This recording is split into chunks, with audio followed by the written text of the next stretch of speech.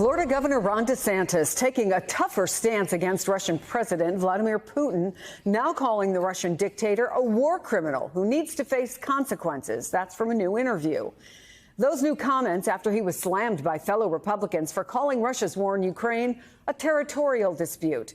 Joining me now, NBC Sahil Kapoor and Republican strategist and MSNBC political analyst Elise Jordan. Good to have both of you here. Sahil, what more is DeSantis saying? And is this a move to shore up, frankly, support ahead of a 2024 campaign launch?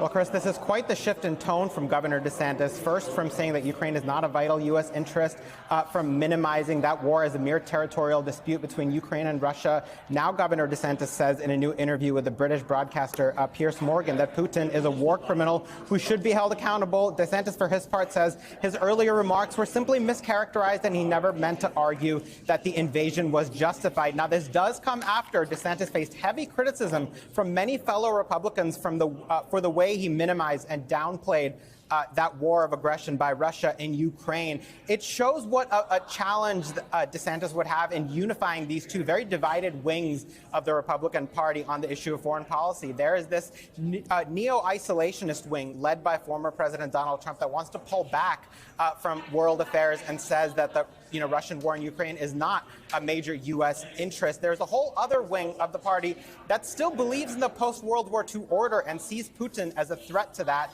They believe that the U.S. should continue to support Ukraine, in defending itself. Notably, DeSantis did not take a position on the issue of U.S. aid to Ukraine, which is something he would have to confront if he were president. Now, broadly, this illustrates the challenges that DeSantis will have in his path to the presidency. It involves winning a certain share of Republicans who maybe support Donald Trump's ideas but want Trump without the drama. He's got to do that while also holding on to traditional sort of security hawks within the Republican Party, who have a very different view of foreign policy, who've supported past nominees like Mitt Romney and John McCain.